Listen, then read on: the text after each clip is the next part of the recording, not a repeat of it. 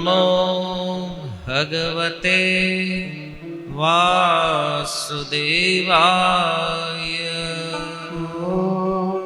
નમો ભગવતે વાસુદેવાય.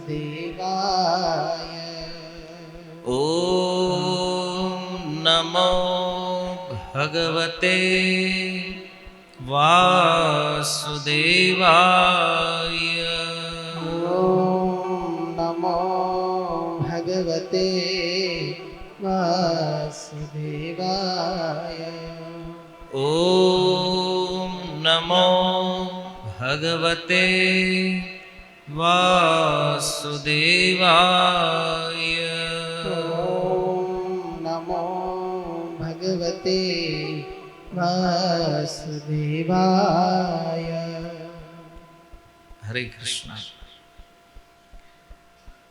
સ્વર્ગીય કાંતાબેન મુલાણી, જેને શબ્દરૂપી શ્રદ્ધાંજલિ નિમિત્ત આ સત્સંગ કાર્યક્રમમાં ઉપસ્થિત સર્વ વૈષ્ણવજન શ્રોતાગણ એવં મહાનુભાવોનું હાર્દિક સ્વાગત છે. શાસ્ત્રોની અંદર અનેક સ્થાનોમાં મનુષ્ય જીવનની મહત્તા બતાવી છે. શ્રીમદ ભાગવત સપ્તમ સ્કંદ શ્રી પ્રહલાદ મહારાજ પોતાના સહપાઠીઓને ઉપદેશ આપતા કહે છે, કૌમારમ આચરિત પ્રાજ્ઞ ધર્માન ભાગવતાની. કે કોઈ વ્યક્તિ જ્યારે કુમાર અવસ્થામાં હોય, કુમાર અવસ્થા મતલબ જ્યારથી એની સમજણ પ્રારંભ થાય, 5 વર્ષની એજ, તો કૌમારમ આચરિત પ્રાજ્ઞ ધર્માન ભાગવતાની. દુર્લભમ માનુષમ જન્મ તદપિ અર્થમ અધ્રુવમ. તો એને શું કરવું જોઈએ? ભગવાનનું ભજન કરવું જોઈએ. તો કોઈના મનમાં પ્રશ્ન થાય કે ભાઈ ભજન કરવાનું શા માટે હોય? આપણે બધા જીવન જીવી રહ્યા છીએ,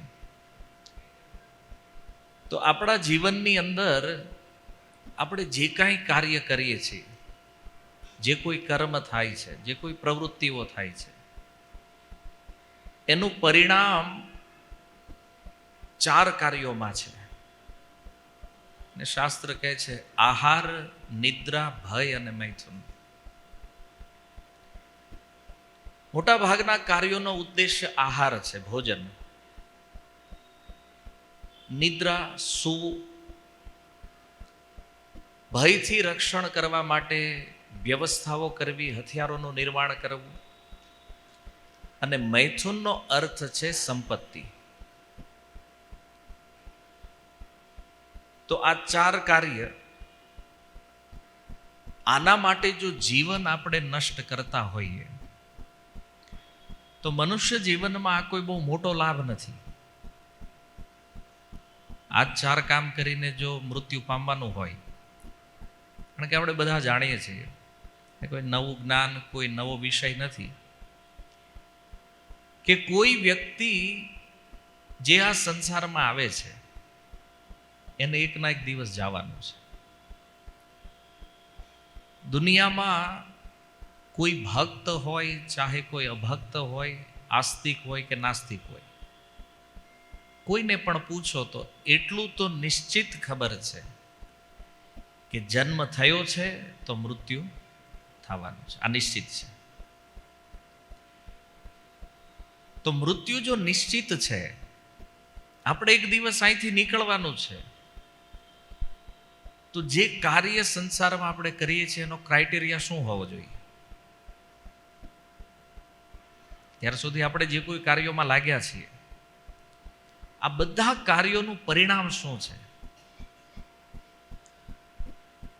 અથવા આપણે જે એચિવમેન્ટ કર્યું છે લાઈફની અંદર, તો એક પ્રશ્ન પોતાની જાતને પૂછવો રહ્યો કે આ એચિવમેન્ટ મારા મૃત્યુ સમયે મને શું કામ લાગશે? નીકળવાનું તો કન્ફર્મ છે ને. તો આપણે જે કાર્ય કર્યું છે એનાથી આપણા મૃત્યુમાં ફાયદો શું છે, બેનિફિટ શું છે? જો આપણને ખબર ન હોય અથવા આવો પ્રશ્ન આજ સુધી આપણી અંદર ન થયો હોય તો વિચાર એ કરવાનો કે આપણે જે કાર્ય કર્યું છે એની વેલ્યુ શું છે, એનું મહત્વ શું છે? કે ખાલી આ આહાર, નિદ્રા, ભય અને મૈથુન માટે જ આપણે આવ્યા હતા આ સંસારમાં? આના માટે જ આપણે જીવન ધારણ કર્યું છે? ખાવું, પીવું, ઊંઘવું, સંતાન ઉત્પત્તિ કરવી, જીવનનો ઉદ્દેશ આ તો નથી. એક સ્પેશિયલ કાર્ય માટે આપણને અહીં મોકલવામાં આવ્યા છે. ભગવદ્ ગીતાની અંદર 2 અધ્યાયના 27 નંબર શ્લોકમાં ભગવાન કૃષ્ણ કહે છે, જાતસ્ય હિ ધ્રુવોર મૃત્યુ ધ્રુવમ જન્મ મૃતસ્ય ચ. હે અર્જુન, સંસારમાં જેનો જન્મ થયો છે ને આનું મૃત્યુ નિશ્ચિત છે, એટલું આપણે જાણીએ છીએ. પણ ભગવાન એક સ્ટેપ આગળ બતાવે છે, જેનું મૃત્યુ થયું છે એનો જન્મ પણ નિશ્ચિત છે. મતલબ આજે કોઈનો મૃત્યુ થાય, આ સંસારમાં આપણે જોઈએ કોઈ વ્યક્તિ મરણ પામ્યું છે, તો મૃત્યુના કારણ ઉપર યદિ વિચાર કરીએ, વ્યક્તિ મરે છે શું કામ? તમે વિચાર કર્યો છે આની ઉપર? વ્યક્તિ મરે શું કામ? ગીતા કહે છે એનું કારણ મરે છે એટલા માટે કારણ કે એ જન્મ્યો છે. જો જન્મ ન થયો હોત તો મૃત્યુનું કોઈ કારણ ન હોત. તો મૃત્યુ થયું છે એ પ્રભાવ છે, અને એનું કારણ શું છે? જન્મ. ઓકે, કોઈ વ્યક્તિના જન્મ ઉપર વિચાર કરીએ. કોઈ બાળક જ્યારે જન્મ લે તો પ્રશ્ન એ થાય કે એ બાળક જે જન્મ્યો છે એનું કારણ શું છે? જન્મ પ્રભાવ છે. તો જન્મનું કારણ શું છે? મૃત્યુ. ક્યાંક મૃત્યુ થયું છે એટલે અત્યારે જન્મ થયો છે. આ સમજવું થોડું ડિફિકલ્ટ છે. એટલે ભગવાને પહેલા બતાવ્યું, જેનો જન્મ થયો છે ને એનું મૃત્યુ છે. તો મૃત્યુને જેવું જોઈએ તો જન્મ ખબર પડે કે હા જન્મ્યો છે એટલે મૃત્યુ થયું. પણ કોઈના જન્મને જોઈને વ્યક્તિ મૃત્યુનું અનુમાન લગાવી શકતા નથી. પણ થિયરી એક જ છે બંનેમાં. કોઝ ફેક્ટ થિયરી બંનેમાં સેમ કામ કરશે કે પ્રભાવ ઉપરથી કારણની ખબર પડે. તો મૃત્યુનું કારણ જો જન્મ છે તો જન્મનું કારણ શું થયું છે? મૃત્યુ છે. એનો અર્થ આ ક્રમ જે છે ને એ કન્ટિન્યુ ચાલ્યા કરે છે. અને આ ક્રમની અંદર જે સૌથી વિશેષ ઘટના છે એ શું છે ખબર? પહેલી વાર નથી બન્યું. આપણે કેટલી વાર જન્મ લઈ ચૂક્યા છીએ અને કેટલી વાર આપણું મૃત્યુ થયું છે. આના વિષયમાં સુખદેવજી કહે છે કે આ પૃથ્વીને કોઈ એક મોટા મશીનમાં નાખી દો અને પૃથ્વીનું મતલબ લોટ બનાવી નાખો. લોટ જેવી આખી પૃથ્વીને ચૂર્ણ કરી નાખો અને એનું એક એક કણ ગણવા માટે સરસ્વતીજીને બેહારો, ગણપતિજીને, જે બુદ્ધિમાન દેવતાઓ છે, પૃથ્વીના કણને ગણવા માટે જો બેહારો, એકવાર સંભવ છે કે પૃથ્વીના કણને ગણી શકાય. પણ આપણા જન્મ કેટલી વાર થયા અને આપણું મૃત્યુ કેટલી વાર થયું છે આને ગણવું સંભવ નથી. અનંત જન્મો થયા છે, અનંત મૃત્યુ થયા છે અને અનંત પ્રકારના શરીરો આપણે ધારણ કર્યા છે. એ અનંત જીવનમાંથી આ એક જીવન છે જેમાં આપણે અહીં બેઠા છીએ અત્યારે. આ જીવનમાં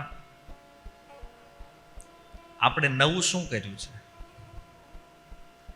કોઈ એક્સ્ટ્રા પ્રવૃત્તિ, એક્ટિવિટી શું કરી છે આપણે? કાંઈ નહીં. જે અનંત જન્મોથી કરતા આવ્યા છે, આહાર, નિદ્રા, ભય અને મૈથુન. આ 4 કામમાં આપણે જીવન નષ્ટ કરીએ છીએ. પહેલા પણ આ જ કર્યું છે. તો તમારા મનમાં પ્રશ્ન થાય, તમને કેમ ખબર આપણે પહેલા આ કર્યું હતું? આપણે અહીંયા બેઠા છીએ ને, અત્યારે જે કરી રહ્યા છીએ ને એની ઉપરથી ખબર પડે કે આપણે પહેલેથી આ જ કરતા આવ્યા છીએ. અને એટલા માટે જ્યારે જ્યારે જીવન મળે છે, ખાસ કરીને મનુષ્ય જીવન, આ એક અવસર છે. આ જન્મ મૃત્યુનો જે પ્રવાહ ચાલે છે ને, આને બ્રેક કરવાનો, આને તોડવાનો આ એક ચાન્સ છે આપણી પાસે મનુષ્ય જીવનમાં, કે આમાં તમે આત્મ સાક્ષાત્કાર માટે કોઈ પ્રવૃત્તિ કરો, ભગવત પ્રાપ્તિ માટેનો પ્રયાસ કરો, જેના કારણે આ પ્રવાહ અટકે, આને રોકી શકાય. એકવાર મૃત્યુ થશે, ફરીથી ક્યારેય મરવું નહીં પડે. એકવાર જન્મ થયો છે આપણો, ફરીથી જન્મવું ન પડે, એના માટેની સુવિધા આ મનુષ્ય જીવનમાં મળે છે. અને એટલા માટે એ એક્સ્ટ્રા પ્રવૃત્તિ કરવા માટે મળેલું જીવન આપણે પહેલાની જે પ્રવૃત્તિઓમાં ટાઈમ વેસ્ટ કર્યો ને, આજે પણ એમાં જ કરી રહ્યા છીએ. જ્યારથી સમજતા થયા ત્યારથી મનમાં વિચાર થયો કે દુનિયાની સારામાં સારી સુવિધા અને ભોગ આપણને પ્રાપ્ત થાય, તો કે એમ નામ તો મળશે નહીં, એના માટે મહેનત કરવી પડશે. ખૂબ પ્રયાસ કર્યો. સ્કૂલે જવું ગમતું નહોતું તોય ભણ્યા, હે ને? એમને ઘણાને પરાયણે મોકલવા આવતા હતા, અમુકને ટીંગા ટોળી કરીને લઈ ગયા. તો ઈચ્છા નહોતી, છતાં શાળાએ ગયા ને એ બધું અંદર ઉતાર્યું ને બધી માંડ સમજ્યા તો ખબર પડી કે ભાઈ ધન કમાવવું પડશે, નહીતર આપણું કામ અહીંયાથી ઓર આગળ નહીં હાલે. તો એના માટે ક્યાંક નોકરીઓ કરી, ક્યાંક બિઝનેસ કર્યા, વળી પાછા વિવાહ થયા, પરિવારની પ્રવૃત્તિઓ આગળ ચાલી, અને બસ પછી ક્રમ બની ગયો. સવારે જવાનું, સવારે 8 વાગે ઘરેથી નીકળી જવાનું, સાંજે 8 વાગે ઘરે આવવાનું, અને આમાં ને આમાં પાછા 60 વર્ષ વયા ગયા. એને રોજ સવારે આ જ ક્રમ, સવારમાં નીકળવાનું 8 વાગે, સાંજે 8 વાગે ઘરે આવવાનું. આ લોકોને પૂછીએ કે ભાઈ આ રોજનું રૂટીન શેના માટે છે? ખાવા જોઈને ભાઈ, જન્મ્યા છીએ તો શરીરને કંઈક ખવડાવવું પડશે, તો જવું પડે, મહેનત કરવી પડે. ઓકે, હું ખાવ છો? પૂછે ખાવ છો હું? તો કે ટિફિન. આજની સ્થિતિ તો હું જોઉં છું માર્કેટમાં, શેઠ હોય કે કારીગર હોય, બધા ખાય ટિફિન જ. કારીગર કદાચ 25-30-50 હજારના પગારમાં હોય, શેઠ કદાચ લાખ કરોડ કમાતા હોય, પણ એ બધા ખાય ટિફિન જ. અને સવારે ઘરેથી નીકળે ને સાંજે પાછા આવે, એનો મતલબ દિવસેથી ઘરે રહેતા નથી. તો હુવા હાટું ઘર બનાવ્યું ખાલી, એવું છે. ઘર બનાવ્યું છે પણ એને ખાલી હુવા જ આવવાનું જ ઘરે. બાકી તો બીજા જે સભ્યો મેમ્બરો છે એ ઘરનો પ્રયોગ કરતા હોય. આપણે બહુ મોટી મોટી ગાડીઓ લીધી હોય, પણ વાપરે કોણ? તો ઘરવાળી હાંકતી હોય, છોકરા હાંકતા હોય, આપણે 2 વ્હીલર લઈને કેમ પાર્કિંગ નથી ને આવી ગયા ઓફિસ. આવા પ્રોબ્લેમ છે ઘણાને. અને આમ કરતા કરતા સમય પસાર થાય, પછી નિવૃત્તિનો સમય આવે કે ભાઈ 55 વર્ષ થયા, 60 વર્ષ થયા, છોકરાઓને બધું સોંપી દઈને આપણે હવે નિવૃત્ત થઈ જાય. અત્યારે થોડો ઓર સમસ્યા વધી ગઈ. પહેલા માણસ એવું વિચારતો, એકવાર દીકરાના લગ્ન થઈ જાય ને એટલે પછી આપણે સુખી. પણ હવે ખબર પડી કે લગ્ન થયા પછી અસલી પ્રોબ્લેમ હવે ચાલુ થયો કે પાછો. અને આમ મથામણ કરતા કરતા છેલ્લે પછી 60-70, સુરતમાં તો એટલું જ જીવે માણસ. મૃત્યુનો જ્યારે સમય આવે પછી વ્યક્તિને પૂછવામાં આવે કે ભાઈ તમે આજે કર્યું, જન્મ લઈને અત્યાર સુધી આ 60 કે 70ની એજમાં તમે પહોંચ્યા છો, તમે જેટલા કર્મો કર્યા છે અથવા તમારું જે કાંઈ એચિવમેન્ટ છે, હવે તમારું મૃત્યુ આવવાનું છે, આમાંથી કયું કર્મ તમને કામ લાગવાનું છે? તો મૃત્યુના ભયથી તમારા જીવનનું એવું કયું કર્મ છે જે બચાવશે આપણને? કદાચ કોઈ આખું લિસ્ટ જો જીવનનું કાઢે ને તો એક કર્મ એવું નહીં નીકળે જે મૃત્યુના ભયને દૂર કરવા વાળું. મૃત્યુથી બચવાની વાત નથી, એ તો આવવાનું છે, એ કન્ફર્મ છે. જે ડર લાગે છે ને, મરવાનો ભય છે, આ દુનિયામાં સૌથી મોટો ભય શું છે? મૃત્યુ. મરવાથી ડરે છે માણસ, પણ એ તો આવશે, કારણ કે નિશ્ચિત છે, નક્કી થયેલું છે. અને એટલા માટે વ્યક્તિ વિચારવાનું છે કે મારા જે કર્મો છે આનું પરિણામ શું છે? મારું આ કર્મ મને મૃત્યુથી અભય આપી શકે એમ છે તો આ કર્મ સાચું છે. નહીતર આપણા એ જે અનંત જન્મો ગયા છે ને એમાં આપણે આ જ કર્યું છે. આપણી પ્રવૃત્તિ શું છે ખબર હોય? એક ઉદાહરણથી સમજાવું, તમને જલ્દી સમજમાં આવશે. માની લો હોલમાં આપણે એક રાઉન્ડ બનાવીએ, ગોળ મોટું રાઉન્ડ બનાવી દઈએ, બધી ચેર હટાવીને એની અંદર સોનાની ઈંટ મૂકી દઈએ, 1 કિલોની એક ઈંટ. ગોલ્ડ અત્યારે ભાવ વધારે છે એનો. અને તમને અહીંયા આપણે જેટલા લોકો છે એને કહીએ કે ભાઈ આ રાઉન્ડની અંદર તમારે એન્ટર થવાનું, જેટલી ઈંટ તમે ફેરવો ને એટલી તમારી. કોને કોને એન્ટર થવું છે રાઉન્ડમાં? હાથ ઉપર કરો.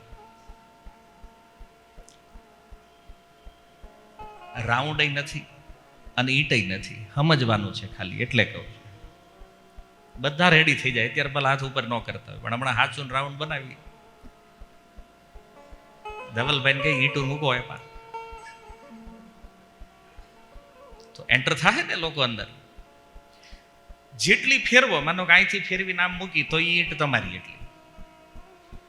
પણ કન્ડિશન એક છે કે એ તમારી જે ઈંટ થઈ ગઈ એને તમે કુંડાળાની બહાર ન લઈ જઈએ, બરાબર? અંદર ફેરવો એ બધું તમારું, તમે જ્યાં સુધી અંદર છો ત્યાં સુધી. તો કેટલીક ઈંટો ફેરવશો તમે? હે? એકય નહીં. કેમ? ફેરવો એ તમારી છે.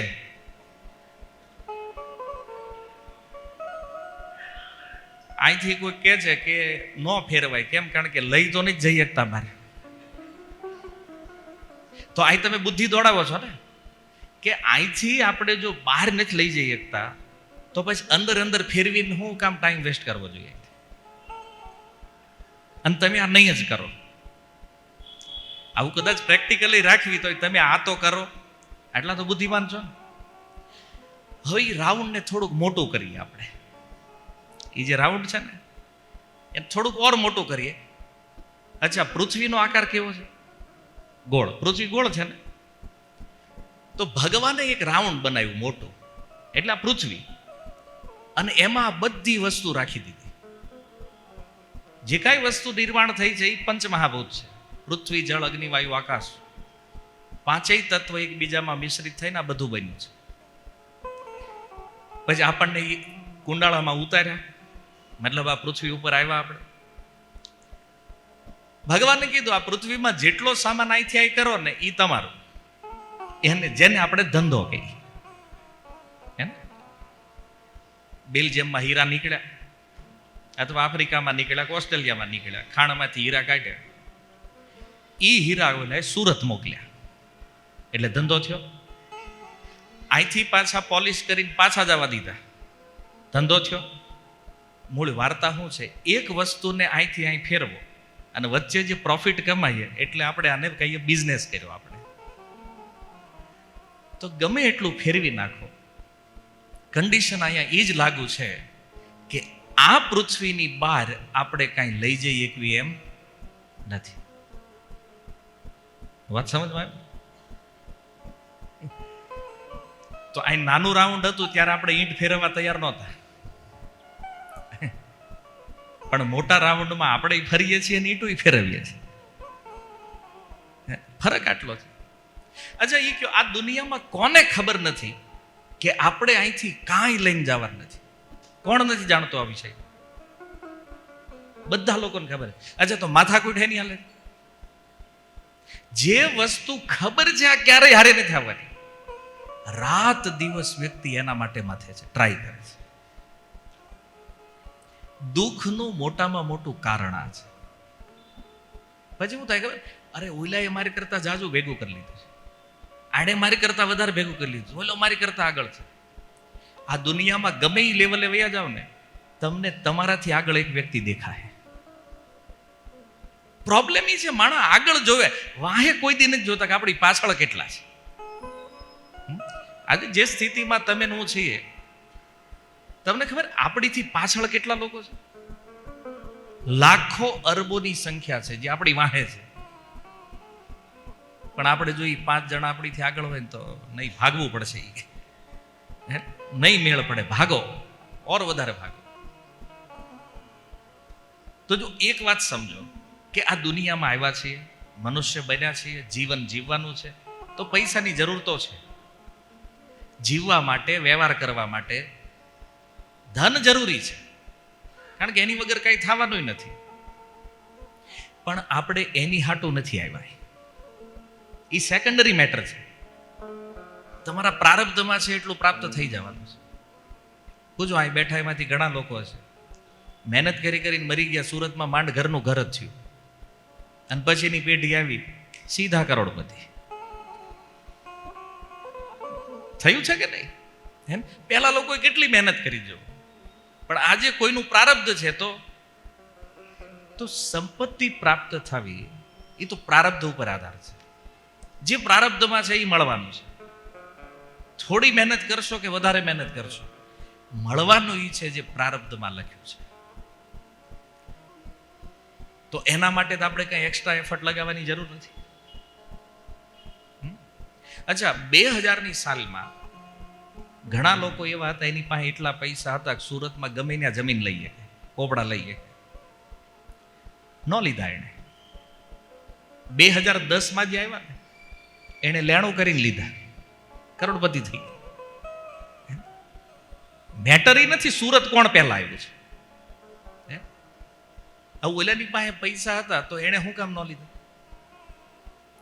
પ્રશ્ન થાય ને. ધન તો હતું છતાં એને જમીન શું કામ ન લીધી? કારણ કે પ્રારબ્ધમાં ન હોય તો મનમાં વિચાર ન આવે કે આ લેવાય. આપણા નસીબમાં ન હોય ને, તો આપણી કેપેસિટી હોય ને તોય આપણે ન લઈએ. અને જો નસીબમાં હોય ને તો માણસ લેણું કરીને લઈ લે. તો એ જે લેવું કે ન લેવું એનો જે વિચાર છે ને, એ વિચારનું કારણ પણ પ્રારબ્ધ છે. અને માણસ વિચાર કરે કે નહીં, હું બુદ્ધિમાન હતો, મારી પાસે બુદ્ધિ હતી એટલે મેં આટલું લઈ લીધું કે આટલું એચીવ કર્યું. બુદ્ધિ નહીં, આની પાછળ પ્રારબ્ધ કામ કરે છે. બાકી બુદ્ધિ તો એવી હતી આ દુનિયામાં, લોકોને આમ હાથમાં હીરા લે ને તો કહી દે કે આ ભાવના છે, તો એ બિચારા આજીવન ઘાટ જ કર્યું. અને જેને કાંઈ નહોતી ખબર પડતી ને, એ કરોડો અરબોપતિ થઈ ગયા. આ હીરાના ધંધામાં બહુ દાખલા છે ભાઈ. પ્રારબ્ધ મેઇન વસ્તુ છે. આપણે એમ માનતા હોય બુદ્ધિમાન, તો અમુક કારીગરો એવા બુદ્ધિમાન હતા, શેઠને નહોતી ખબર પડતી એટલે એ બિચારા કારીગર જ રહ્યા કાયમ માટે. કેમ? પ્રારબ્ધ નથી. તો આપણે પૃથ્વીમાં આવી તો ગયા, પણ ખાલી ધન કમાવું, પરિવારનું પાલન કરવું, શોખ પૂરા કરવા, એના માટે આપણે નથી આવ્યા. આ સેકન્ડરી કામ છે. મનુષ્ય બન્યા છીએ, આ તો ચાલતું રહેવાનું છે બધું. આપણું અસલી કાર્ય એ છે કે આ કુંડાળામાંથી બહાર નીકળવું કેમ. પહેલો પ્રશ્ન એ છે આપણને અંદર નાખ્યા કોણે, અને બીજો પ્રશ્ન એ છે કે એમાંથી બહાર નીકળવું કેમ. પણ શું છે, ઓલી સોનાની ઈંટું દેખાય, લાલચ એમાં છે કે હારું બહાર નીકળી જાવ ને તો ઈંટ ખોઈ નાખશો. પણ એક વાત યાદ રાખો, આપણે જ્યારે કુંડાળામાં આવ્યા તો ઈંટ લઈને આવ્યા હતા? જન્મ જ્યારે આપણો થયો ત્યારે આપણી પાસે શું હતું? આપણે કાંઈ લઈને નથી આવ્યા, અને એટલા માટે કાંઈ લઈ જઈ શકતા પણ નથી. કેમ? કારણ કે આ દુનિયાની કોઈ પણ વસ્તુ જે છે એની માલિકી આપણી નથી.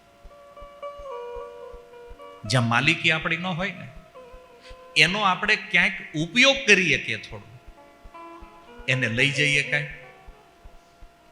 આ ખુરશી જે તમે બેઠા છો, હમણાં સત્સંગ પૂરો થાય ને એમ કહો હાલો ઘરે લેતા જઈએ, લઈ જવાય? શું કામ? આપણને વાપરવા મળી છે, આપણી નથી. એમ દુનિયામાં જે કાંઈ વસ્તુ આપણને મળી છે, ભલે દસ્તાવેજ આપણા નામે હોય,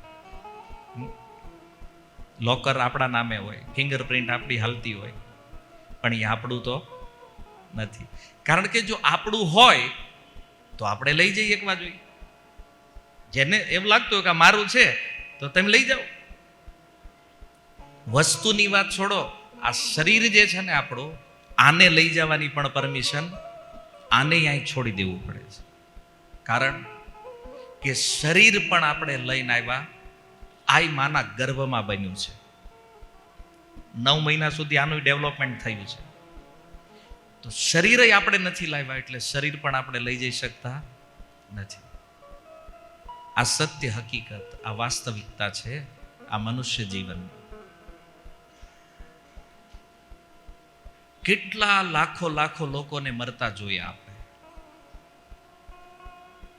પણ એ નિશ્ચિત છે કે હજી સુધી કોઈ અહીંથી કાંઈ લઈ ગયું નથી. તો આપણે કાંઈ સ્પેશિયલ કેસ છે? કોઈ કાંઈ લઈને નથી ગયા તો આપણે શું લઈને જવાના? સિકંદર જેવા રાજાઓ જે કહેતા હતા કે અમે પૃથ્વીના માલિક છીએ, અને સિકંદરથી પહેલા કેટલા ચક્રવર્તી રાજાઓ થયા પૃથ્વી ઉપર, આખી પૃથ્વી જેના નામે હતી. જો ભૂમિ ગીત ભાગવતના 12 સ્કંદમાં એક ગીત છે, આ પૃથ્વી દેવી એક ગીત ગાય છે કે મારી ઉપર અનેક રાજાઓ આવ્યા, અનેક રાજાઓએ શાસન કર્યું, અને અનેક રાજાઓએ દાવો કર્યો કે અમે આ પૃથ્વીના માલિક છીએ. પણ પૃથ્વી દેવી કહે છે કે આજે એમાંથી એકેય રાજાઓનો પત્તો નથી ક્યાં છે. કાળના પ્રવાહમાં આ બધા રાજાઓ ક્યાં ખોવાઈ ગયા છે? પૃથ્વી અહીંયા છે, પૃથ્વી અહીંયા છે, એ રાજાઓનો કોઈ હતો પત્તો નથી. તો એક સમય એવો આવશે જ્યારે આપણો હતો પત્તો નહીં હોય, પણ વસ્તુ તો બધી અહીંના રહેવાની છે. અહીંથી કોઈ વસ્તુ ક્યાંય નહીં, આપણે જવાનું છે. એટલા માટે આપણે મનુષ્ય બન્યા છે. તો પ્રહલાદ મહારાજ કહે છે કૌમારમ આચરિત પ્રાજ્ઞ ધર્માન ભાગવતાની. એના જે બાળ મિત્રો હતા 5-5 વર્ષની ઉંમરના, એને ઉપદેશ આપી રહ્યા છે, અને એને કહે છે, એના બાળ મિત્રોએ કીધું કે પ્રહલાદ આપણે અત્યારે છે ને આ રમવાની ઉંમર છે, અને આ રમવાની ઉંમરમાં તું સત્સંગની વાતો કરે છે. અરે આ બધું ભજન ભક્તિ આ બધું તો ગઢા થાય ને ત્યારે કરવાનું.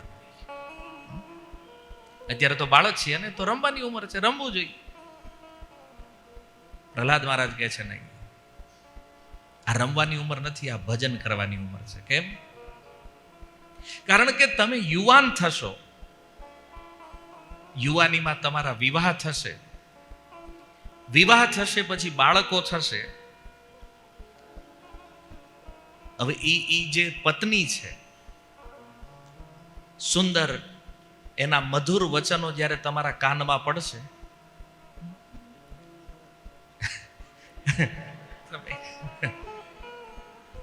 હું પહેલાના જમાનાની સ્ત્રીઓની વાત કરું છું,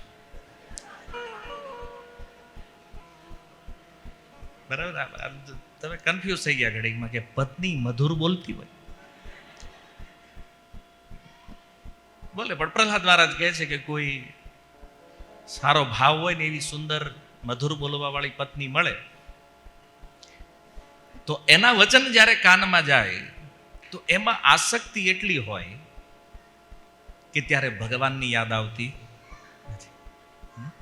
તમે જો નવા નવા લગ્ન જેના થયા હોય ને એને એમ જ લાગે પત્ની દુનિયા છે આપણી.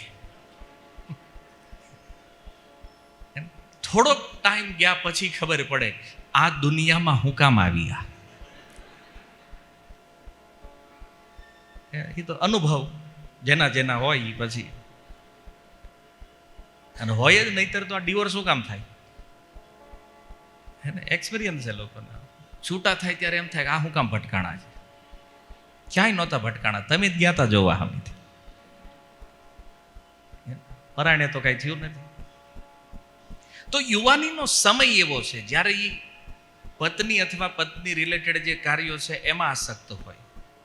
પછી બાળકો હોય, નાના નાના બાળકો કાલી ગલી ભાષામાં મમ્મી પપ્પા, આ શબ્દ જ્યારે કાને પડે ને ત્યારે એને એવું લાગે દુનિયાનો સુખી માણા હું છું, હે ને, બીજું કોઈ નથી. બાળકો નાના હોય ને એટલું સાંભળવું ગમે કે આ કેટલું સરસ પપ્પા બોલે મમ્મી બોલે. અને એનો એ મોટો થાય પછી જ્યારે ન બોલાવે ને ત્યારે એમ થાય કે આ હું કામ આવ્યો છે? તમે જ લાવ્યા છો ભાઈ. હે, નાના હોય ત્યારે ઘણી વાર કહું કે નાના જ્યારે હોય ને બાળકો ત્યારે આખું કુટુંબ એમ કે જો આ મારી જેવો છે, કાંઈ લેવા દેવાનો હોય ને એ કે આ મારી જેવો લાગે. એના દૂર દૂરના હગા હોય તો મમ્મી કહેતા હોય મારી જેવો છે, પપ્પા કે મારી જેવો, દાદા કે મારી જેવો, દાદી કે મારી જેવો. નાનો હોય ત્યારે. અને એનો એ મોટો થાય ને જો ઉટપટાંગ કામ કરે, માની લો નાલાયક થઈ ગયો, પછી કુટુંબમાં કોઈ ન કે મારી જેવો છે. માનો એ દારૂ પીવા માંડે પછી કોઈ એમ કે મારી જેવો છે. ડ્રગ્સ લેતો થાય કોઈ કે મારી જેવો છે. આખું કુટુંબ આખું ભાગે. આ રિયાલિટીની દુનિયામાં એ યુવાનની આખી નષ્ટ થઈ જાય. પછી આવે વૃદ્ધાવસ્થા. પ્રહલાદ મહારાજે કીધું યુવાનીમાં ભજન નહીં થાય, કારણ કે પત્ની અને બાળકોની આસક્તિ એટલી છે. એટલે યુવાનીમાં ભગવાનની યાદ આવવી બહુ મુશ્કેલ છે. એવું નથી, આવતી જ નથી, પણ અઘરું છે. તેમાં ફસાય ને ગૃહસ્થ જીવનમાં, પછી એને યાદ ન આવે. તો ઓલાએ કીધું કે વાંધો નહીં, યુવાની ભલે વહી જાય, આપણે ગઢપણમાં ભજન કરશું. ગઢા થાય ત્યારે થાય ને. તો પ્રહલાદ મહારાજ કહે છે કે ગઢપણમાં પહેલા તો ઈ યાદ નથી રહેતું હું કોણ છું. એને ઘણા ઘણાની મેમરી લોસ થઈ જાય છે બુઢાપામાં. એજ વધે તો મેમરી લોસ. શરીરમાં શક્તિ ન હોય, સામર્થ્ય ન હોય, હરેક અંગમાં રોગ વ્યાપ્ત હોય. શરીરમાં જેટલા હાંધા એટલા વાંધા હોય, એને હરેક હાંધા દુખતા હોય, એટલા રોગ હોય કે મન ભગવાનમાં લાગતું. બુઢાપામાં નવરા હોય ને ત્યારે એમ ઈચ્છા થાય કે હાલો ને ભાઈ આમ જરીક મંદિરે જાય, પણ આમ આંખે દેખાતું ન હોય. ગઢા થાય ત્યારે વિચાર આવે કે ચાલો ભગવાનની કથા સાંભળવા માટે જાય, પણ કથામાં બેહે ત્યારે કાન કામ ન કરતા હોય.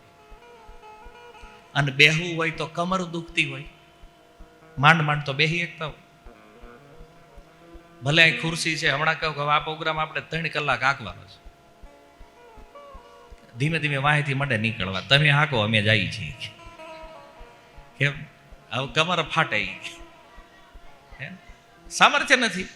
આ તો એમનામ હારા હોય એ નથી બેહી એકતા.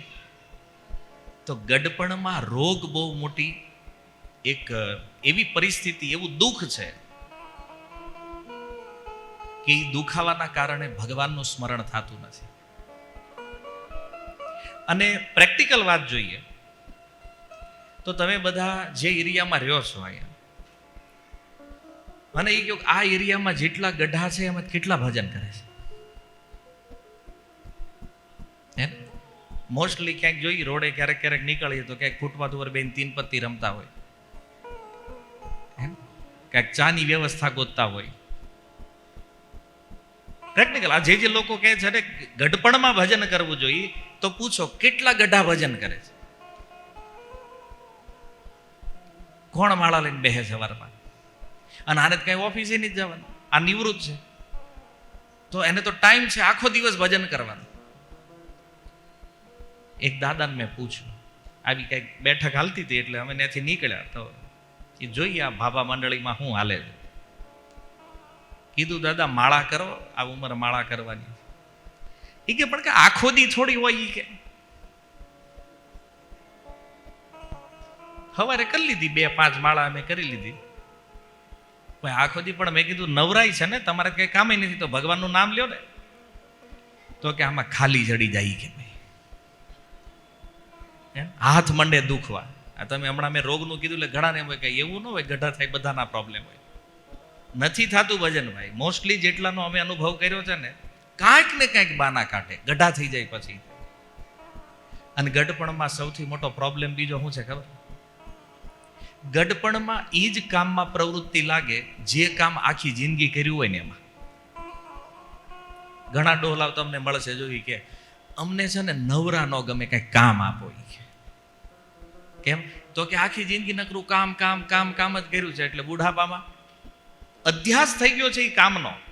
તો બુઢાપામાં એ જ યાદ આવે કે હાલો ભાઈ કામ આપો, નવરા નથી બે. મેં ઘણા લોકો એવા જોયા સુરતમાં, તમને દેખાય તમે કંઈક સોસાયટીમાં રહેતા હશો તો એ શું કરે, સવારમાં 4 વાગે જાગે. આમથી ઊંઘ તો ઓછી થઈ ગઈ હોય. 4 વાગે જાગીને પછી હામણો લે, ફળિયું વાળે, મતલબ એનું શેરીની આગળ હોય ને બધું સાફ સફાઈ, ઝાડવાનું પાણી પાસે ના કરે ને તે. પણ 4 વાગે જાગીને મંદિર નહીં જાય. હું કામ? પ્રેક્ટિસ જ નથી. અને આ ભજન કઈ એવું નથી કે અચાનક ચોંટી જાય કે હાલો હવે બુઢા થયા, હવે ભજનની સ્વિચ ઓન થઈ ગઈ અંદરથી ઓટોમેટિક. ભાઈ આનો અભ્યાસ હોવો જોઈએ પહેલેથી. એમ એટલું બધું ઈઝી નથી ભજન કરવું. એ ઘણી વાર તમે જો અમુક લોકો જ્યારે આમ ખાટલે પડ્યા હોય ને મરવા, એટલે આખું પરિવાર આવે, ફૂલ ફેમિલી. દાદા એક વાર ભગવાનનું નામ લ્યો, તમે નામ.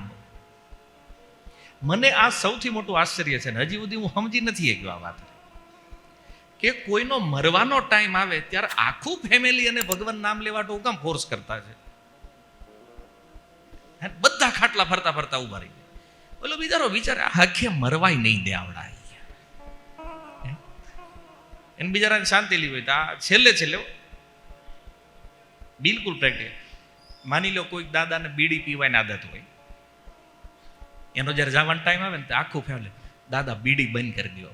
એટલે આખી જિંદગી ન કરાવી ન, જાતા જાતા શું વાંધો છે, હવે જવાનું છે પીવા દે.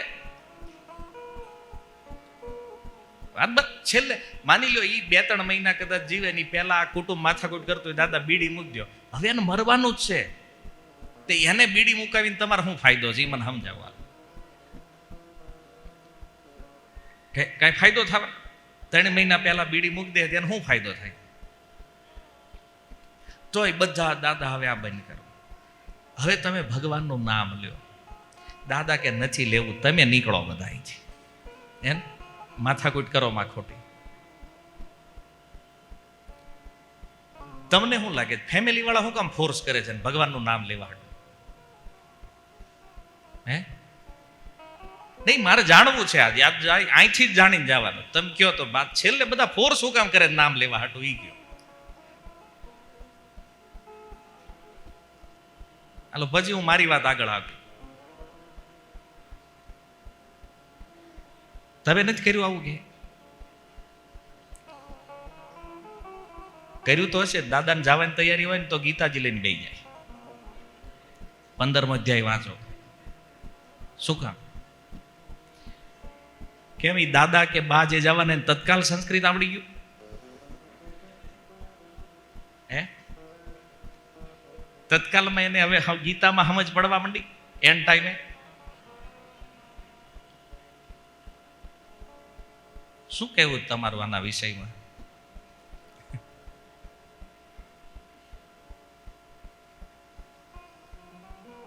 તમે આ કરો છો તો કાંઈક તો વિચાર્યું હશે ને, આનું કાંઈક પરિણામ તો હશે ને. કોઈ એકાદ જણો જ ઉત્તર આપો ભાઈ, આ શું કામ હાલે છે? હે મોક્ષ મળી જાય એટલે ઓકે. જીગાભાઈ કહે છે મોક્ષ મળી જાય એટલે આ બધા કરે. વાત રાઈટ છે એની? એ હાટું જ કરો છો ને? ઓકે, તમે બધા સહમત છો આનાથી, આ વાતથી કે ભાઈ એને ભગવાનનું નામ લેવડાવી તેને મોક્ષ મળે? બધા એગ્રી છો ને? બધાની મુંડી હા પાડે છે, યાદ રાખજો. તો તમે એટલું માનો છો કે આ દાદા જે મરવાના છે એ ભગવાનનું નામ લે તો આનો મોક્ષ થાય, આની મુક્તિ થાય. ઓકે, બરાબર. તો તમે કેમ નથી લેતા? ક્યારે મરવાનું તમારે છે? હે?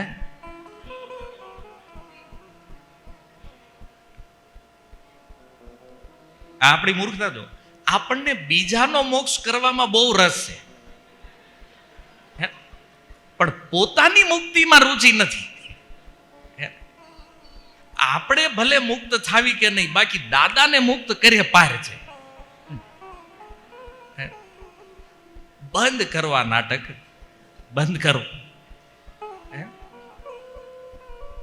કોઈ દી ઘેરે ગીતાના પાના ન ખોલતા હોય, એ કોકના જવાનો ટાઈમ થાય તે ગીતા વાંચવા, તમને શું લાગે સમજે છે? તમે જે ગીતા બોલા કે પણ અમે ગુજરાતીમાં વાંચી, પણ ઈ જ પૂછો ને, ગુજરાતી સમજમાં આવે છે ને? 15મો અધ્યાય વાંચે, ભગવાનનો એક બોલેલો શ્લોક છે, મત્ત સ્મૃતિ જ્ઞાનમ અપોહનમ છે. હવે એનું ગુજરાતી વાંચતો હોય, ભગવાન કે આ સંસારમાં જીવને સ્મૃતિ અને વિસ્મૃતિનો ગુણ હું આપો. પૂછો દાદાને સમજાણું કઈ? જીવનમાં કોઈ દી સત્સંગમાં બેઠા નથી, જીવનમાં કોઈ દી ભગવાનની કથા સાંભળી નથી, અને તમને શું લાગે છે આ 2-5 નાટક કરવાથી છેલ્લે એની મુક્તિ થઈ જાય? અધ્યાસ જેનો થયો છે ને મનમાં, મન જ્યાં સ્મરણ કરી રહ્યું છે એ જ ગતિને પ્રાપ્ત કરશે. અને આટલી જો સરળ મુક્તિ હોત ને તો ભગવાન ગીતામાં કહી દે, જ્યાં સુધી જીવો ત્યાં સુધી જલસા કરો, મરણ સમયે ખાલી મારું નામ આપી દેજો, કામ થઈ જાય. અને બોલ્યા છે ગીતામાં ભગવાન, અંતકાલે ચ મામેવ સ્મરણ મુક્ત્વા કલેવરમ. હે અર્જુન, કોઈ અંતિમ સમયમાં મારું સ્મરણ કરે તો ઈ મને પામે છે. ગીતાનો શ્લોક છે. પ્રશ્ન ઈ છે, અંતિમ સમયમાં જીવ સ્મરણ કરે કોનું સ્મરણ થાય છે ખબર? જે કામ જીવનભર કર્યું છે ને એ સ્મરણ થાય. હું તમને સમજાવું એક્ઝામ્પલ. કોઈને ખાવામાં બહુ રસ હોય, દિવસમાં 6 ટાઈમ ખાતા હોય, ગમે ત્યારે કહો ખાવા માટે રેડી હોય એની ટાઈમ. રાતે 2 વાગે ફોન કરો તો ઓકે જ હોય, કોઈ દી ના ન પાડે ખાવા. તો એની પ્રેક્ટિસ થઈ, એની વૃત્તિ હેમાં લાગેલી છે? ખાવામાં. હવે ભગવાન જે શ્લોક બોલ્યા એને ધ્યાનથી સમજો. હવે તો યમ યમ વાપી સ્મરણ ભાવ. ભગવાન કહે છે જે સ્મરણ થાય મૃત્યુ સમયે, તો ઓકે, સ્મરણ ક્યાં થાય છે? સ્મરણ કઈ ઇન્દ્રિયમાં થાય છે? મનમાં. એનો અર્થ એ છે કે માની લો મૃત્યુ પહેલા કોઈ બેહોશ થઈ ગયું, 10-15 મિનિટ કોઈ મૂર્છિત અવસ્થામાં વયા જાય મરવા પહેલા, તો બાહ્ય જેટલી જડ ઇન્દ્રિયો છે એ તો બંધ છે. એટલે ભગવાનનું નામ બોલવું છે, પણ હવે મૂર્છિત અવસ્થામાં છે તો બોલી નહીં શકે. ઓકે, 3 સૂક્ષ્મ ઇન્દ્રિયા છે, મન, બુદ્ધિ અને અહંકાર. તો મન એક્ટિવ હોય, સૂક્ષ્મ ઇન્દ્રિય છે. એનો મતલબ વ્યક્તિ ભલે બેહોશ હોય પણ એનું સ્મરણ કન્ટિન્યુ ચાલુ છે. તો મૂળ વાત ઈ છે, ભગવાન કહે છે યમ યમ વાપી સ્મરણ ભાવમ. અર્જુન, સ્મરણ શું થઈ રહ્યું છે? તો બહારથી ગમે એટલું ભગવાનનું નામ લેવાતું હોય, બોલાવાની ટ્રાય થતી હોય, બેહોશ થઈ ગયું તો બોલવાનું નથી. પણ અસલી ખેલ ઈ છે કે મૃત્યુ સમયે અંતઃકરણ, મન, ચિત્ત સ્મરણ કોનું કરે છે? અને સ્મરણ એ જ વસ્તુનું થાય જેનો જીવનભર એણે અભ્યાસ કર્યો છે. તો ખાવાની વૃત્તિ જેની છે, તો ભગવાન એને કહે છે આ શરીર જે છે ને એ ખાવા પીવા ઊંઘવા માટે નથી. ખાવાનો શોખ છે ને તો આને હાથીના શરીરમાં નાખો. કેમ? રોજ 1 ટન ખાય હાથી. હે, તમે આ 2-5 વડાપાવમાં શું માથાકૂટ કરો છો? હે, 2-4 પીઝા ખાતા હોય એમાં ભગવાન કે આ શરીર ખાવા માટે યોગ્ય નથી. ખાવાની ચેતના હાથી બનાવવાને. અત્યારે હસવું આવે છે, મરતા સમય આજ યાદ આવશે. યોગી ચોક કમ્યુનિટી હોલ, વાત આજ થઈ રહી હતી. આપ તો ભૂલાવાનું તો નથી. અચ્છા, કોઈને એમ હોય કે નહીં મારે બહુ મહેનત કરવી છે. આજકાલ મોટિવેશન એ જ આવે છે ને બધી જ આવીને, હાર્ડ વર્કિંગ, સખત મહેનત કરો પછી હું મરી જાઉં. પછી ભગવાન કહેલા તને અહીં મજૂરી કરવા મોકલ્યો તો નહીં. આ મનુષ્ય જીવન તો આત્મ સાક્ષાત્કાર માટે હતું, જન્મ મૃત્યુથી મુક્ત થવા આપ્યું હતું, અને તે આને મહેનત કરવામાં બેઠું છે. આ શરીર ઠીક નથી, મહેનત કરવી છે ને, આને ગધેડો બનાવો, આને બળદ બનાવો, હે ને, વગર પગારે ભલે હાકે રાખે. આ મહેનતનો ભાવ છે. અચ્છા, ઘણા નાવાનો બહુ શોખ હોય, ગમે ત્યારે જોવો તો ફાર્મમાં, સ્વિમિંગ પુલમાં જ પડ્યા હોય. ભગવાન કહેલા જીવન તને આ આત્મ સાક્ષાત્કાર માટે મળ્યું છે ને તું આમાં ટ્રાય કરે. હે ને, વરસાદ આવે તો એ બહાર જ હોય તમારે જોવા. નાવાનો શોખ, માછલી બનાવો, કાચબો બનાવો, આજીવન પાણીમાં, બહાર નીકળવાનું જ નહીં. જો ચેતના ઈ છે ને, અમુકને કપડા નથી પહેરવા. ઘણાને એવો શોખ છે કપડા નથી પહેરવા. તો ભગવાન કે આને વનસ્પતિ બનાવો, વૃક્ષો બનાવો, હે, ઠંડી હોય, ગરમી હોય, તડકો હોય, ઉભા રહ્યો. તો જો આ બધી વાતો સાંભળીને આપણને હસવું આવે છે. રિયાલિટી આ છે કે મરતા સમયે જે ભાવનું જીવ સ્મરણ કરે ને, એ ભાવ અનુસાર એ દેહને પ્રાપ્ત કરે છે. તો આ સંસારમાં જે 84 લાખ શરીરો બન્યા છે, એ 84 લાખ શરીરો બનવાનું કારણ મનુષ્યની ઈચ્છા છે.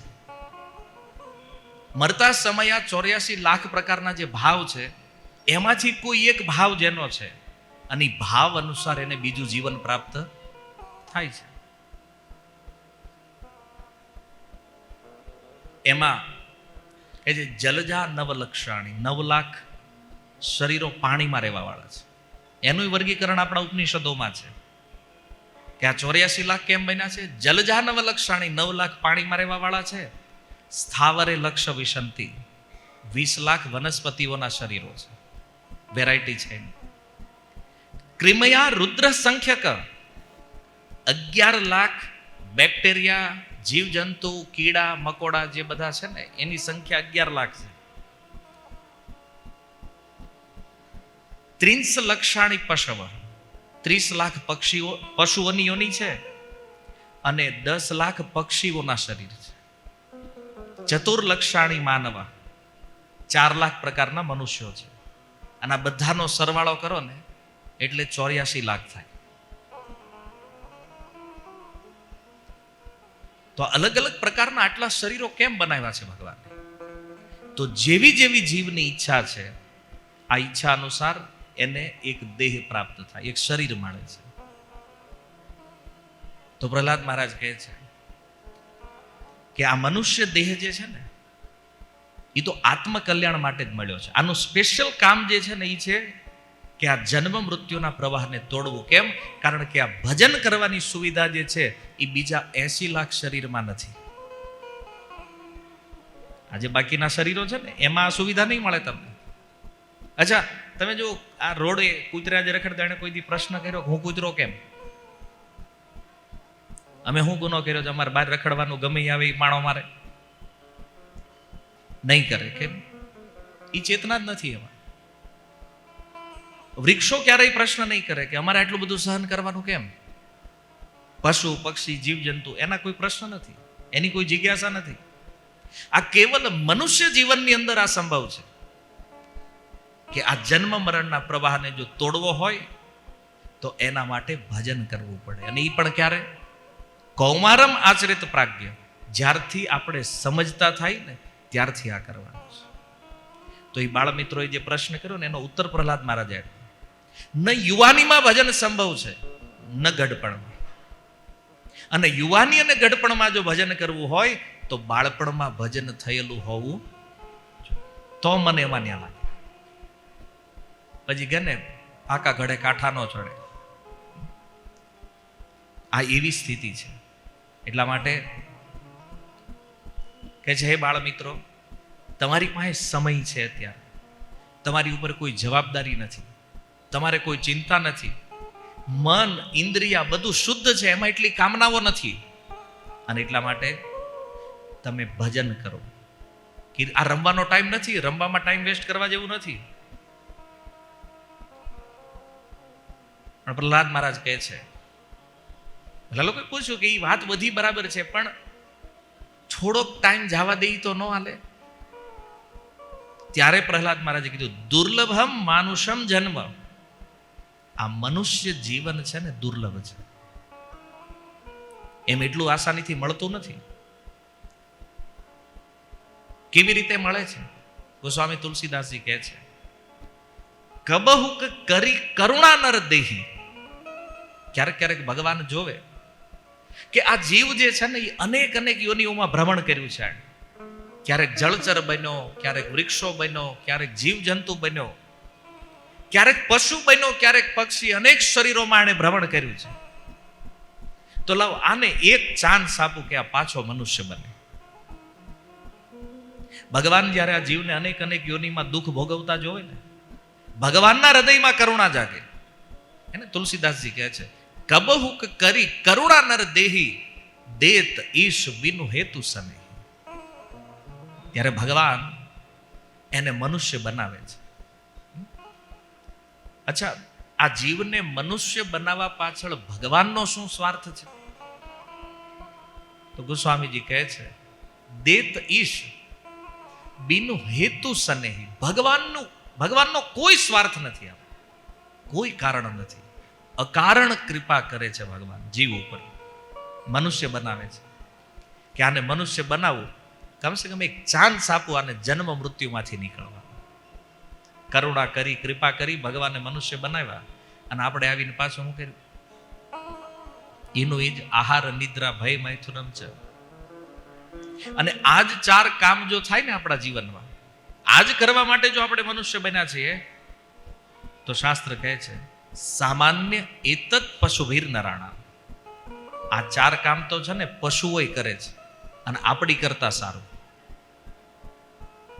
ચાહે વાત ખાવાની હોય યા ઊંઘવાની હોય, ચાહે વાત સુરક્ષાની હોય કે સંતાનની હોય, પશુઓ મનુષ્ય કરતા આગળ છે.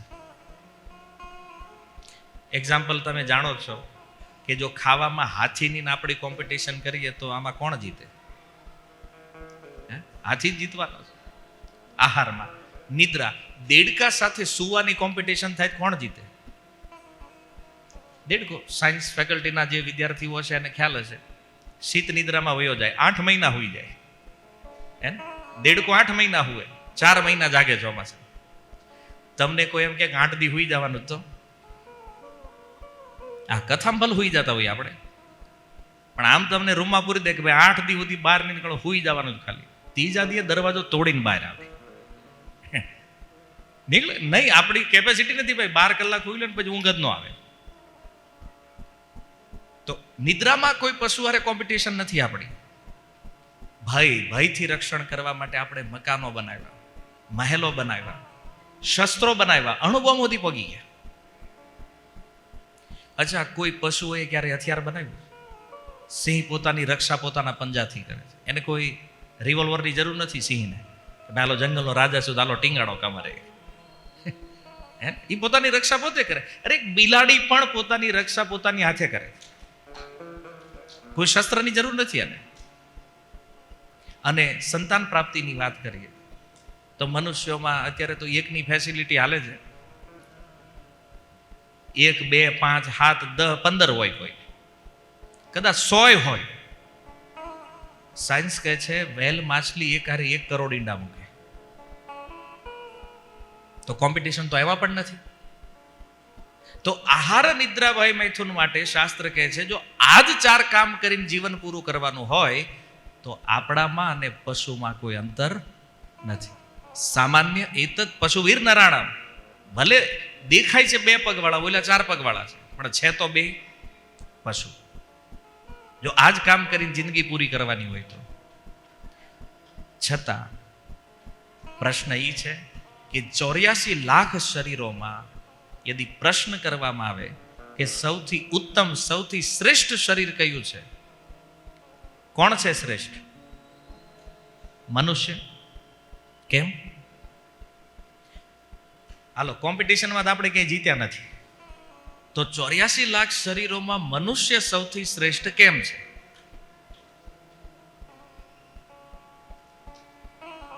હા, એક હું તો સંસારમાંથી નીકળી જાય ધારે તો ઓકે. ઓર કોઈ માતા હોતા ભાઈ, તમે એ માનો છો કે મનુષ્ય શ્રેષ્ઠ છે? કેમ? બુદ્ધિ માણા ન હોય, પશુ ન હોય. ઓકે, આય તેમ ટ્રાય કરજો. સર્કલ એક કૂતરું ઊભું હોય અને એક ગાડી વાળો ઊભો હોય. તમારે હોર્ન મારવાનો, કૂતરું હટી જાય, ગાડી વાળો નથી ચાલતો. બુદ્ધિ કોને છે કે નથી કયો? તમે હાથમાં પથ્થર લ્યો એટલે કૂતરું તરત પૂંછડી ઊંચી કરે અને ખબર આપણે નીકળવાનું છે. કેમ? નકર આપણી ઉપર આવશે હમણાં. તો એ બુદ્ધિ વગર વિચાર કરતો છે કૂતરો? હે, શું કહ્યું? હે, બુદ્ધિ તો છે પશુમાં, નહીતર ભાગે હું કામ? આપણે 5-5 હાથ વાર હોર્ન મારવી રોડે માણા નથી હટતા.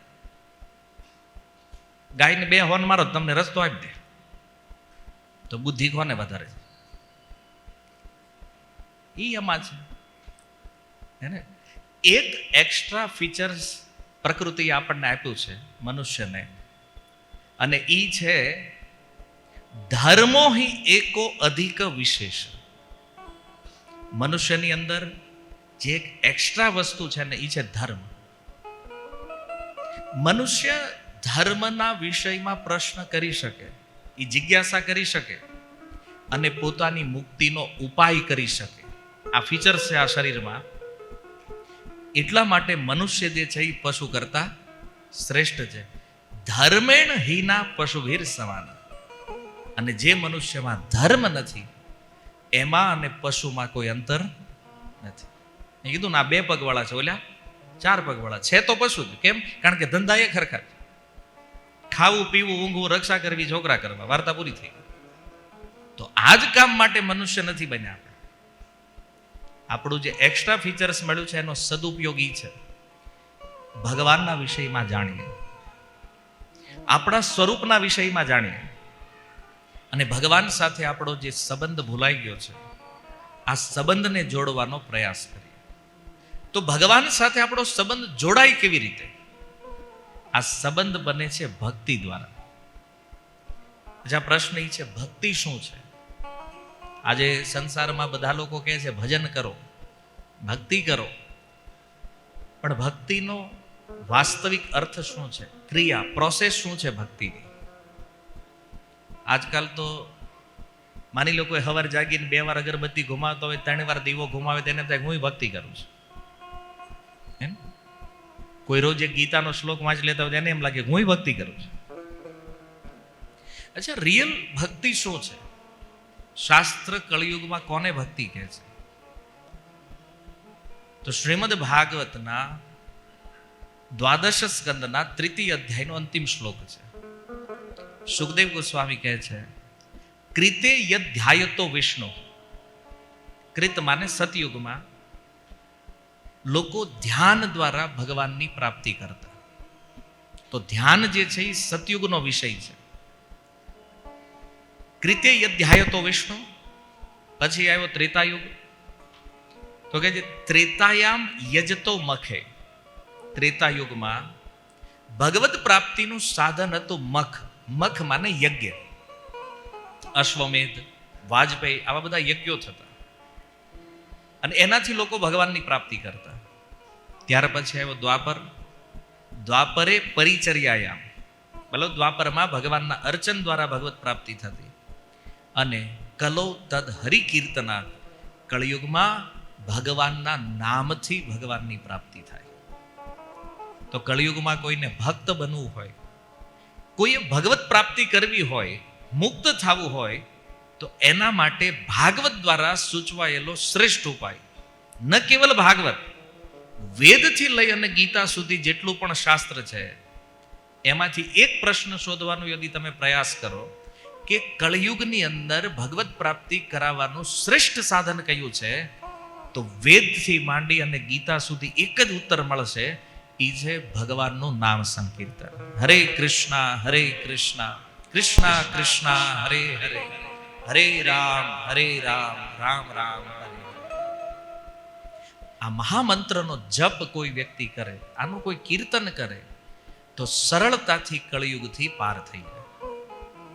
એક સુંદર ચોપાઈ છે કે કલયુગ કેવલ નામ આધારા, સોમેરી સોમેરી ઉતરહી ભવપાર.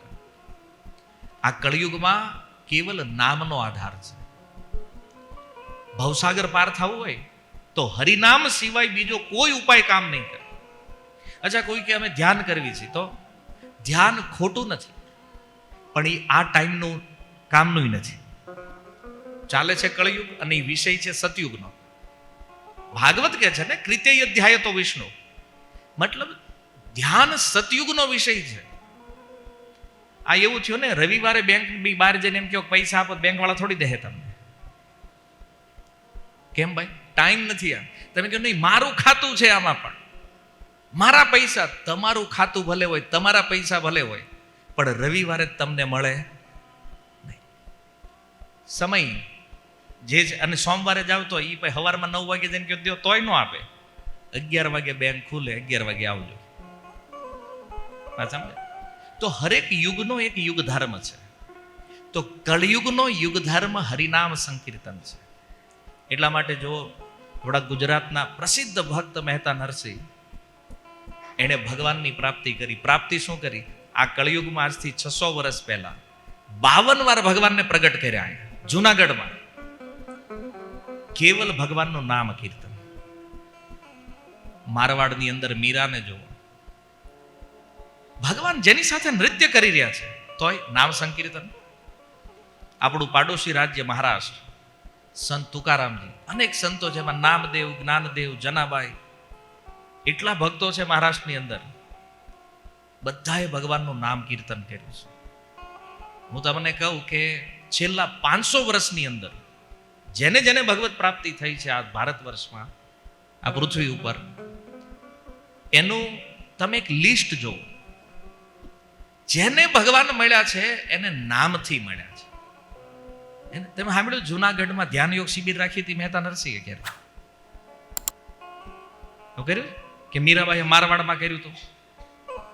તપસ્યાની શિબિર કરી નથી.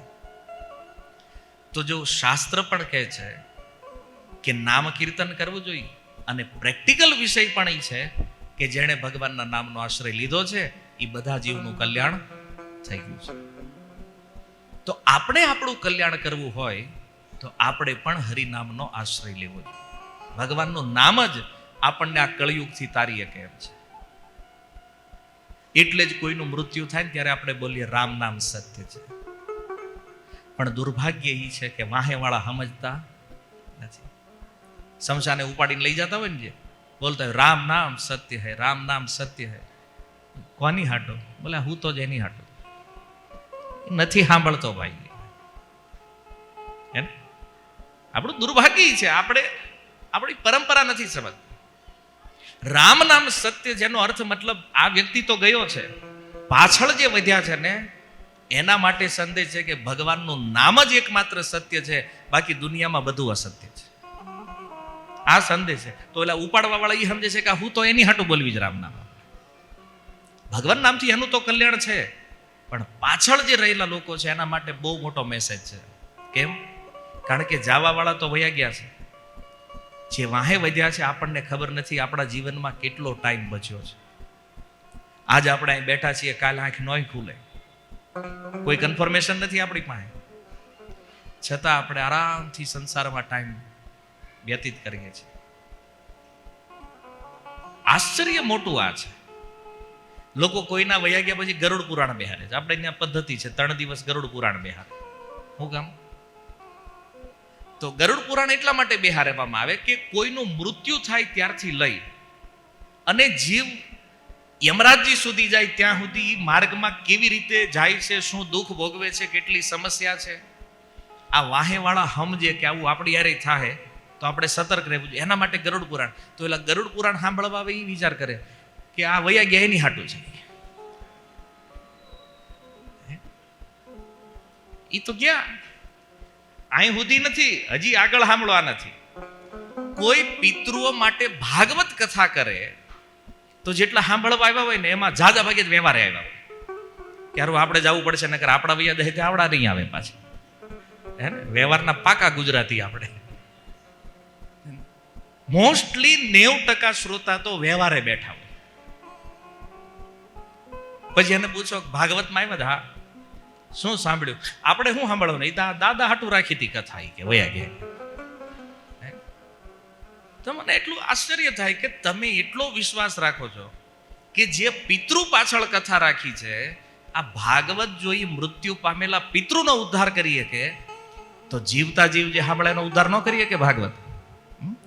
પણ એ મગજ જ ન હોય ત્યાં બેઠા હોય કે ભાઈ આમાં આપણું કઈક કલ્યાણ થાય એમ છે. નહીં, પણ વ્યવહારના એટલા પાકા ને કે વ્યવહારે આવ્યા છીએ મતલબ આપણે તો નથી જ સાંભળવાનું થતું. વ્યવહાર એટલે વ્યવહાર એમ ભાઈ. નહીં, એને પૈસા ખર્ચ્યા બિચારા, એના પિતૃ હાટું કર્યું છે તો એમાં આપણે ભાગ પડાવવો આટલા પાકા વ્યવહાર નથી. અરે ભાઈ, કોઈ સત્સંગમાં જાય, કોઈ કથામાં જાય તો જે મરનાર વ્યક્તિ માટે આ કર્યું છે ને એનું તો આત્મકલ્યાણ છે, પણ એની હારે હારે આપણું કલ્યાણ એટલું જ થાય છે. આપણા માટે આ વસ્તુ એટલી જ લાભની છે, પણ નથી સમજાતું. અને એટલા માટે સત્સંગમાં ગયા પછી, કથાઓમાં ગયા પછી તે આપણી અંદર ભજન કરવાની ઈચ્છા જાગતી નથી. કારણ કે આપણે આપણા ઉદ્ધાર કરવાની કામના કરતા જ નથી ક્યારે. હંમેશા દુનિયા માટે વિચારીએ છીએ, દુનિયામાં આ થવાનું, ઓલું થવાનું, ઓલા માટે આ કરીએ, ઓલા માટે આ કરીએ. પણ એક પ્રશ્ન પોતાની જાતને કરો કે આપણે આપણા માટે શું કરીએ છીએ? આજ કોઈ કહેતો અમે આટલું કમાઈ લીધું, આ બનાવી લીધું, આ બનાવી લીધું, આ બધું કરી લીધું. No doubt. કોના માટે? તો કે આ અમારું પરિવાર છે, સમાજ છે, રાષ્ટ્ર છે, એના માટે. અચ્છા, પ્રશ્ન એ છે તમે તમારા માટે શું કર્યું છે? જવાનું તો આપણે છે ભાઈ, નીકળવાનું તો આપણે છે. આપણા માટે શું કર્યું છે? આપણે આપણા આત્મકલ્યાણ માટે શું કર્યું છે? આ પ્રશ્ન નથી. આ સત્સંગ જે છે ને એ એના માટે છે. એવું નથી કે એક દિવસમાં તમે અહીં આવીને બધા સાંભળે આજને આજ તમારો ઉદ્ધાર થઈ જવાનો છે. પણ આ સત્સંગમાં બેઠા પછી કમસે કમ એવી એક ઈચ્છા જાગે મનની અંદર કે મારે પણ મારો ઉદ્ધાર કરવો છે, મારે મુક્ત થવું છે. આ ઈચ્છા પણ જો જાગી ગઈ ને તો સમજી લો કે આપણે 1-1.5 કલાક અહીં બેઠાના સત્સંગ આપણા માટે સફળ થઈ ગયો છે. ઈચ્છા જાગવી જરૂરી છે.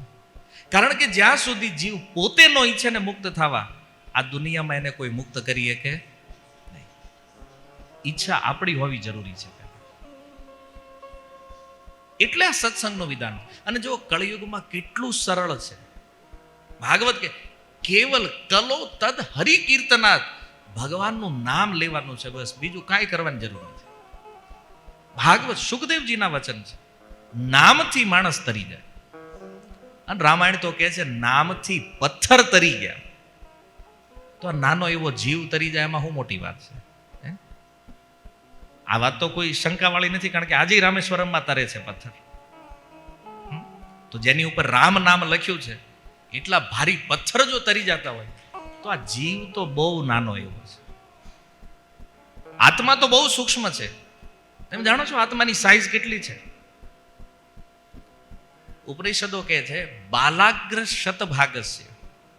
વાળ જે છે ને, વાળનો જે પોઈન્ટ છે એના 100 ભાગ કરો. બાલાગ્ર શતભાગસ્ય શતધા કલ્પિતસ્ય છે. અને જે ટુકડો આવે ને એના પાછા 100 ભાગ કરો. મતલબ વાળના અગ્રભાગનો, વાળનો જે પોઈન્ટ છે એનો 10,000મો ભાગ. જે સાઈઝ આવે ને એ સાઈઝ આત્માની છે. એટલો નાનો એવો સૂક્ષ્મ છે આત્મા. તો આટલો નાનો એવો છે, વજન કેવડું છે એ વિચારો. પથ્થર કરતા ભારી હશે કે હલકો છે? હળવો હોય ને. આટલો નાનો એવો જીવ છે સૂક્ષ્મ, મતલબ આપણી સાઈઝ અવળી છે. મૂળ વાત આ જીવ કેવી તો એમ લાગે કોકનો છે આત્મા. આ જે સાઈઝ ઉપનિષદો બતાવે છે ને આપણી સાઈઝ છે. આપણે એટલા નાના એવા છીએ સૂક્ષ્મ, એટલે આવી ત્યારે નથી દેખાતા અને જાવી ત્યારે નથી દેખાતા. આટલી સૂક્ષ્મ સાઈઝ છે આપણી. તો વિચાર કરો કે રામ નામથી જો સમુદ્રમાં પથ્થર તરી જાય એટલા ભારી, તો આ નાનો એવો આટલો સૂક્ષ્મ હળવો આત્મા જે છે એ ભગવાન નામથી નહીં તરી જાય? નિશ્ચિત. જો જીવનમાં આપણને ભક્તિ આવડે કે ન આવડે, ભગવાનનું નામ લેતા આવડી ગયું ને, બધું આવી ગયું છે. અંતિમ વાત કહી દઉં એક. હવે નામ ભગવાનના કેટલા છે, કયું નામ લેવું એમ? તો જો ભગવાનના બધા નામમાં એક જ સમાન શક્તિ છે. બધા નામ જીવને આ સંસારથી તારવાનું સામર્થ્ય રાખે છે. પણ યજુર્વેદના કલિસંતરણ ઉપનિષદમાં બ્રહ્માજી કહે છે કે કલિયુગના દોષથી જેણે મુક્ત થવું છે ને, સંસારથી જેણે મુક્ત થવું છે, એણે મહામંત્ર જપ કરવો જોઈએ. અને આ મહામંત્ર છે હરે કૃષ્ણ મહામંત્ર. આ વેદમાં આપેલો છે, યજુર્વેદ કલિસંતરણ ઉપનિષદ, બ્રહ્માજીનું વચન છે. કળિયુગમાં મંત્ર શક્તિ જ્યારે ક્ષીણ થાય ને, તો મહામંત્રની જરૂર પડે. અને મહામંત્ર આ સંસારમાં એક જ છે, હરે કૃષ્ણ મહામંત્ર. એ હવે પાછું તમે એમ ન કહેતા નકર હમણાં હું અહીંથી બહાર નીકળીશ ને ભાઈ ચર્ચા ચાલુ કરે, એ બધા એનું પોતાનું જ ઊંચું રાખે. હા, એ કાલ બીજાને બોલો સુધી કે આ જપ કરો, આવડા આજ કે આ જપ કરો. હું કોઈ સંપ્રદાયની વાત નથી કરતો, કોઈ પરંપરાની, કોઈ મતની ચર્ચા નહીં. ડાયરેક્ટ વેદમાં જે લખ્યું છે, વેદ કહે છે કયો મંત્ર જપવાનો છે મુક્ત થવા કળિયુગમાં? હરે કૃષ્ણ મહામંત્ર છે. તમારી પાસે ગૂગલ હોય તો કરી લેજો, યજુર્વેદ કલિસંતરણ ઉપનિષદ, અને કયો મંત્ર એમાં મહામંત્ર બતાવ્યો તમે મોબાઈલમાં જોઈ શકશો. પ્રમાણ છે. તો ચાહે કોઈ પણ સંપ્રદાય હોય, કોઈ પણ મતથી આપણે બિલોંગ કરતા હોય, એ કોઈ મેટર નથી. મેટર એ છે કે સંસારથી મુક્ત થવું છે, તો આ મહામંત્ર જે છે આનો જપ કરવો પડે. આ બ્રહ્માજી, સૃષ્ટિના પ્રથમ જીવ બ્રહ્માજીનું આ વચન છે. હવે જો બ્રહ્માજી વધારે બુદ્ધિમાન આપણે હોઈએ તો બીજો મંત્ર જપો. લાગે તો બ્રહ્મા જ બુદ્ધિમાન છીએ આપણે? એને 4 માથા છે અને 8 મગજ છે. કેટલા? 8. એકમાં 2 હોય ને, નાનું ને મોટું. અને આપણે 1 માથું, મૂળ 2 મગજ, એમાં 1 બન હોય. તો આપણે કઈ રીતે નક્કી કરશું કે કયો મંત્ર જપ કરવાનો છે, શું કરવાનું છે? સર્વ વેદેશુ દ્રશ્યતે, મતલબ બ્રહ્માજીએ 4 વેદનું એનાલિસિસ કરી અને આ સાર આપ્યો છે કે કળિયુગમાં જો મુક્ત થવું છે તો હરે કૃષ્ણ મહામંત્રનો જપ કરો. નારદજીએ પ્રશ્ન કર્યો આપણી જેમ જ કે કોઈ બીજો મંત્ર ખરો? ઓપ્શન. આપણે તો ઓપ્શન પહેલા જોઈએ ને, ગમે એ વસ્તુમાં, કપડાં લેવા ગયા હોય કલર બતાવો, મોબાઈલ લેવા ગયા વેરાયટી બતાવો. એટલે આપણે ઓપ્શન વાળા છીએ. તો બ્રહ્માજીને પૂછ્યું નારદજીએ, અન્ય કોઈ વિધિ અથવા અન્ય કોઈ ઉપાય ખરો? બ્રહ્માજી સ્પષ્ટ બોલ્યા છે યજુર્વેદમાં, ન અન્ય પરતર ઉપાય. હે નારદ, બીજો કોઈ ઉપાય નથી. એનો અર્થ એ છે કે ચાહે તમે આજથી ભગવાન નામ લેવાનું શરૂ કરો તોય ભલે, ચાહે 1 વર્ષ પછી, 10 વર્ષ પછી, 1 જન્મ પછી, 100 જન્મ પછી, કરવું તો આજ પડશે. કારણ કે ઓર કોઈ ઓપ્શન નથી. ન અન્ય પરતર ઉપાય. તો આપણે જો આપણી મુક્તિ ચાહીએ છીએ, આપણે સંસારથી નીકળવું છે, તો સાધુ ગુરુ શાસ્ત્રના જે વચન છે એના આધાર ઉપર જો આપણે નિર્ણય લેશું, અને એ કહો ભગવાનનું નામ લેવામાં અઘરું શું છે? નથી આમાં પૈસા લાગતા, નથી આમાં બીજી કોઈ એનર્જી વેસ્ટ થતી, ખાલી મુખથી બોલવાનું છે, બસ જીભ લગાવવાની છે, 1 રૂપિયો નથી લાગવાનો ઘરનો, આપણે ખાલી જીભ લગાડવાની છે અને આપણો ઉદ્ધાર થઈ જાય. તો આનાથી સરળ શું હોય બીજું? તો જો ભગવાનના નામની એટલી મહિમા છે, આપણી પાસે સમય મર્યાદા છે, પણ મૂળ વાત એ છે સાર કે મરનાર જે જીવાત્માઓ છે એનો ઉદ્ધાર પણ હરિનામ કરે છે, અને આ સંસારમાં જે અત્યારે વર્તમાનમાં જીવી રહ્યા છે આનો ઉદ્ધાર પણ ભગવાનનું નામ કરે છે. તો દવા તમને મળી ગઈ છે. આપણને બધાને રોગ થયો છે ભવરોગ, અને એ ભવરોગની દવા છે હરિનામ. હવે દવા લેવી કે ન લેવી એ તમારી ઉપર છે. ડોક્ટર દવા આપી દે, પીવડાવવા ન આવે ઘરે. આ સર્વિસ જ ચાલુ નથી થઈ આપણે કળિયુગમાં, બરાબર? ડોક્ટર દવા આપી દે તો તમારો રિપોર્ટ આ જાય સત્સંગમાં થઈ ગયો છે કે અહીંયા જેટલા બેઠા છીએ ને આપણે એટલા નહીં, આખા યોગી ચોકને નહીં, આખા સુરતને નહીં, આખા બ્રહ્માંડને એક રોગ છે, અને એ રોગનું નામ છે ભવરોગ, જન્મ મૃત્યુ જરા વ્યાધિ. આ રોગને શાસ્ત્ર ભવરોગ કહે છે, અને આનાથી મુક્ત થવાની દવા છે 2 ટેબ્લેટ છે, હરિનામ અને હરિકથા. ભગવાનનું નામ અને ભગવાનની કથા, એ જ જીવને આ સંસારથી બહાર કરીએ કેમ છે. બાકી કોઈ સાધન આપણને મુક્ત કરવાનું સામર્થ્ય રાખતું નથી. સાધનનું સામર્થ્ય છે પણ આપણું નથી. સમય પણ ઉચિત નથી, શરીર પણ ઉચિત નથી. એટલા માટે ભગવાને વિચાર કરીને આ ઉપાય આપ્યો કે આવડાને હરિનામ કરવા દો. કેમ? કારણ કે બીજું આપણી થાય એમય નથી. તમને કહી હાલો ધ્યાન કરવાનું છે 1 કલાક, તો લાગશે? 1 મિનિટ નો થઈ શકે. નોર્મલ માણસ બિચારો ટ્રાય કરે ને તો એ ધ્યાનમાં સામર્થ્ય નથી. ઘણી વાર કે નહીં પ્રભુજી, ઘણા લોકો ધ્યાન કરે ને બહુ સારું ધ્યાન કરે. ધ્યાનવાન કાંઈ નથી, હુઈ જાય, અને હુઈને જાગે એટલે એમ લાગે વાહ ફ્રેશ થઈ ગયા, આપણે ધ્યાન કર્યું. ઉઘરાણી જેને હોય ને એને પૂછો ધ્યાન કેમ થાય? 50 લાખ કોકને દેવાના હોય, આંખ બંધ કરો ને તો ઓલો લેણા વાળો સામે દેખાય થાય. ધ્યાન તો ભગવાનનું કરવાનું હોય, પણ લેણું ન પૂરું થાય ને ત્યાં સુધી ઈ દેખાય ધ્યાનમાં. તપસ્યા કરવાનું કીધું હોય તમને કે હાલો આવતી એકાદશી બધા નિર્જળા કરવાની છે, કાંઈ ખાવાનું નથી, કાંઈ પીવાનું નથી, તો ઈ રહેવા દો, ઈ નહીં થાય. 15 દિવસે એક ઉપવાસ નિર્જળા કરવાનું સામર્થ્ય નથી આ શરીરમાં, કળયુગમાં આપણી અંદર. તો તપસ્યા આપણી થાય નહીં. કોઈ કે યજ્ઞ કરશું તો યજ્ઞ માટે સામગ્રી નથી આપણી પાસે, પ્યોર બ્રાહ્મણ નથી. હે ને?